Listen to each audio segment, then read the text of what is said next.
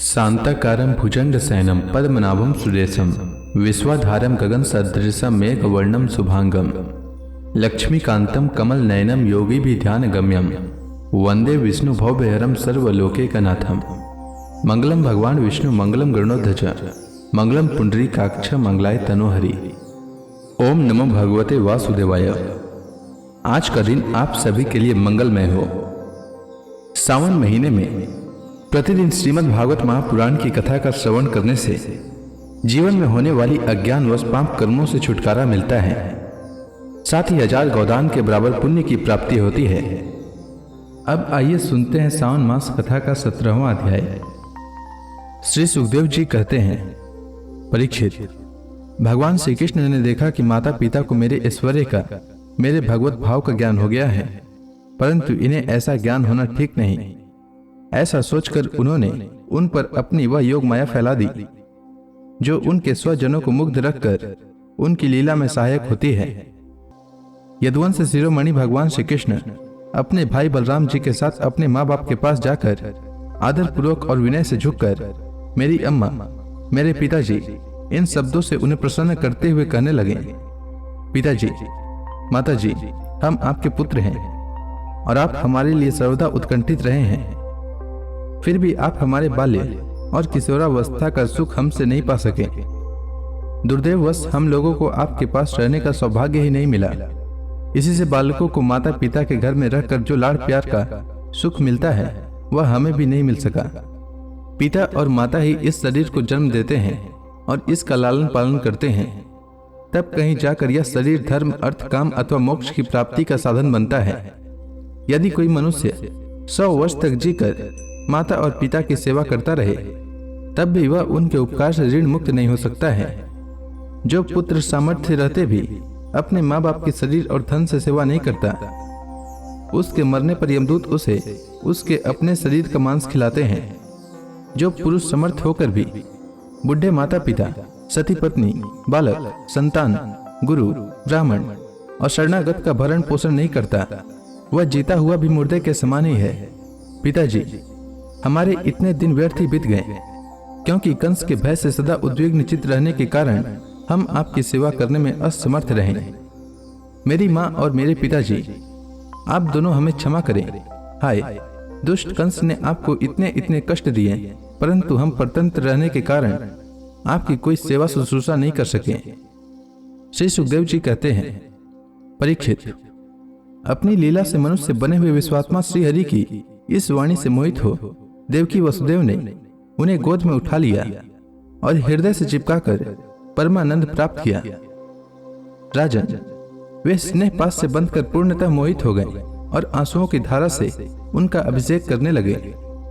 यहाँ तक कि आंसुओं के कारण गला रुंध जाने से वे कुछ बोल भी न सके। देवकी नंदन भगवान श्री कृष्ण ने इस प्रकार अपने माता पिता को संतावना देकर अपने नाना उग्रसेन को यदुवंशियों का राजा बना दिया और उनसे कहा, महाराज, हम आपकी प्रजा हैं, आप हम लोगों पर शासन कीजिए। राजा ययाति का शाप होने के कारण यदुवंशी राज सिंहासन पर नहीं बैठ सकते, परंतु मेरी ऐसी ही इच्छा है, इसलिए आपको कोई दोष न होगा। जब मैं सेवक बनकर आपकी सेवा करता रहूंगा तब बड़े बड़े देवता भी सिर झुकाकर आपको भेंट देंगे। दूसरे नरपतियों के बारे में तो कहना ही क्या है। परीक्षित, भगवान श्री कृष्ण ही सारे विश्व के विधाता हैं। उन्होंने जो कंस के भय से व्याकुल होकर इधर उधर भाग गए थे, उन यदु, वृष्णि, अंधक, मधु, दासारह और कुकुर आदि वंशों में उत्पन्न समस्त सजातीय संबंधियों को ढूंढ ढूंढ कर बुलवाया। उन्हें घर से बाहर रहने में बड़ा क्लेश उठाना पड़ा था। भगवान ने उनका सत्कार किया, संतावना दी और उन्हें खूब धन संपत्ति देकर तृप्त किया तथा अपने अपने घरों में बसा दिया। अब सारे के सारे यदुवंशी भगवान श्री कृष्ण तथा बलराम जी के बाहुबल से सुरक्षित थे। उनकी कृपा से उन्हें किसी प्रकार की व्यथा नहीं थी, दुख भी नहीं था। उनके सारे मनोरथ सफल हो गए थे, वे कृतार्थ हो गए थे। अब वे अपने अपने घरों में आनंद से विहार करने लगे। भगवान श्री कृष्ण का वदन आनंद का सदन है।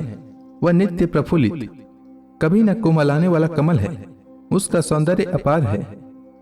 सदैव हास और चितवन उस पर सदा नाचती रहती है। यदुवंशी दिन प्रतिदिन उसका दर्शन करके आनंद मग्न रहते। मथुरा के वृद्ध पुरुष भी युवकों के समान अत्यंत बलवान और उत्साही हो गए थे, क्योंकि वे अपने दोनों नेत्रों से बारंबार भगवान के मुखारविंद का अमृत में मकरंद रस पान करते रहते थे। परीक्षित, अब देवकी नंदन भगवान श्री कृष्ण और बलराम जी दोनों ही नंद बाबा के पास आए और गले लगने के बाद उनसे कहने लगे, पिताजी, आपने और माँ यशोदा ने बड़े स्नेह और दुलार से हमारा लालन पालन किया है।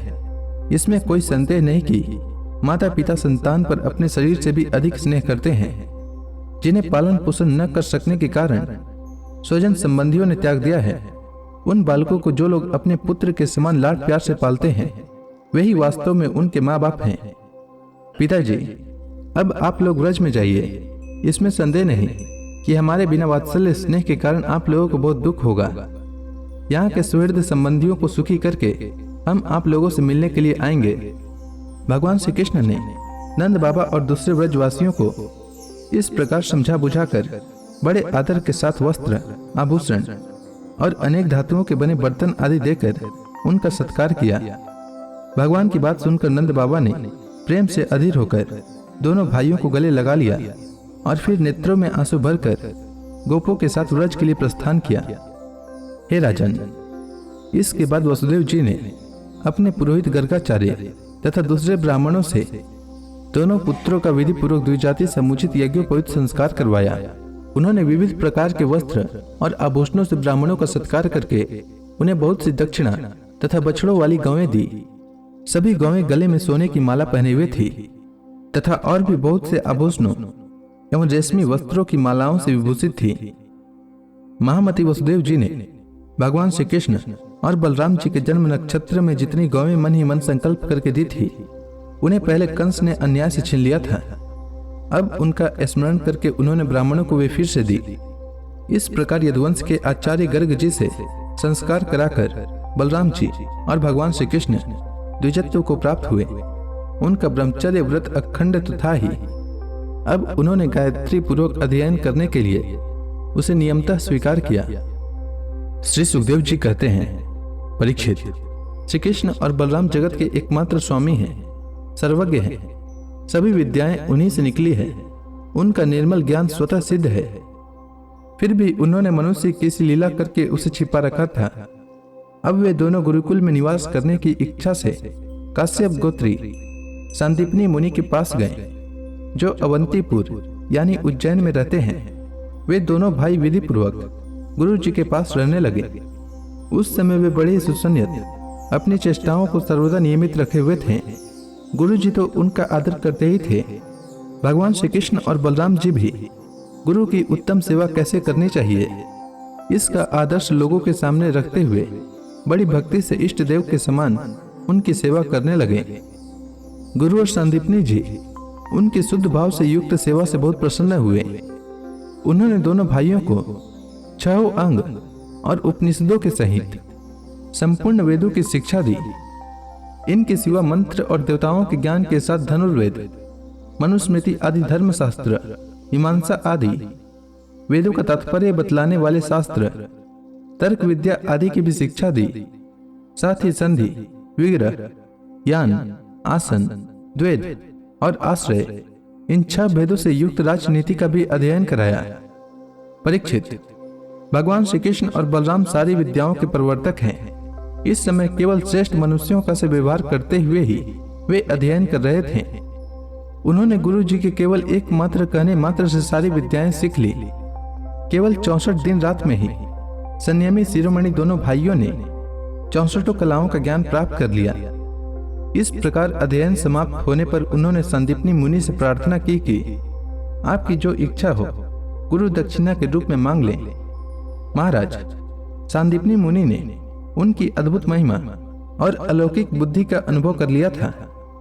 इसलिए उन्होंने अपनी पत्नी से सलाह करके यह गुरुदक्षिणा मांगी कि प्रभास क्षेत्र में हमारा बालक समुद्र में डूबकर मर गया था, उसे तुम लोग ला दो।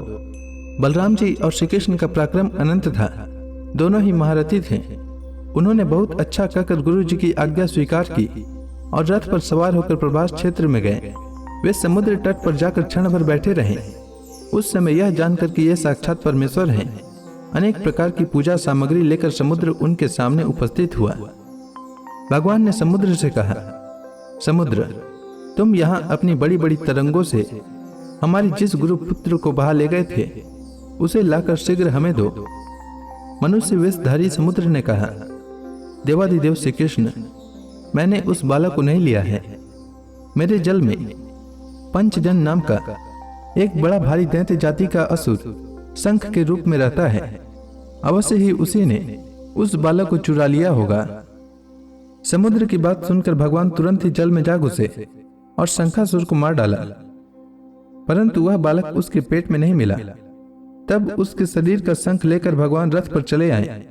वहां से बलराम जी के साथ श्री कृष्ण ने यमराज की प्रियपुरी संयमनी में जाकर अपना शंख बजाया। शंख का शब्द सुनकर सारी प्रजा का शासन करने वाले यमराज ने उनका स्वागत किया और भक्ति भाव से भरकर विधि पूर्वक उनकी बहुत बड़ी पूजा की। उन्होंने नम्रता से झुककर समस्त प्राणियों के हृदय में विराजमान सच्चिदानंद स्वरूप भगवान श्री कृष्ण से कहा, लीला से ही मनुष्य बने हुए सर्वव्यापक परमेश्वर, मैं आप दोनों की क्या सेवा करूं? श्री भगवान ने कहा, यमराज, यहाँ अपने कर्म बंधन के अनुसार मेरा गुरु पुत्र लाया गया है। तुम मेरी आज्ञा स्वीकार करो और उसके कर्म पर ध्यान न देकर उसे मेरे पास ले आओ। यमराज ने जो आज्ञा कहकर भगवान का आदेश स्वीकार किया और उनका गुरु पुत्र ला दिया। तब यदुवंश शिरोमणि भगवान श्री कृष्ण और बलराम जी उस बालक को लेकर उज्जैन लौट आए और उसे अपने गुरुदेव को सौंप कर कहा कि आप और जो कुछ चाहे मांग ले। गुरु जी ने कहा, बेटा, तुमने भली भांति गुरु दक्षिणा दी, अब और क्या चाहिए? जो तुम्हारे जैसे पुरुषोत्तमों का गुरु है उसका कौन सा मनोरथ अपूर्ण रह सकता है? वीरो, अब तुम दोनों अपने घर जाओ।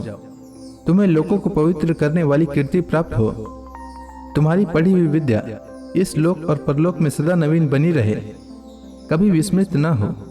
बेटा परीक्षित फिर गुरु जी से आज्ञा लेकर वायु के समान वेग और मेघ के समान शब्द वाले रथ पर सवार होकर दोनों भाई मथुरा लौट आए। मथुरा की प्रजा बहुत दिनों तक श्री कृष्ण और बलराम को न देखने से अत्यंत दुखित हो रही थी। अब उन्हें आया हुआ देख सब के सब परमानंद में मग्न हो गए, मानो खोया हुआ धन मिल गया हो। तो इसी के साथ यह अध्याय समाप्त हुआ। इसके आगे की कथा मैं कल के अध्याय में सुनाऊंगा। तब तक के लिए भगवान हरि का नाम लेते रहें। तो प्रेम से बोलिए भगवान विष्णु की जय, श्री कृष्ण भगवान की जय, समस्त देवी देवताओं की जय।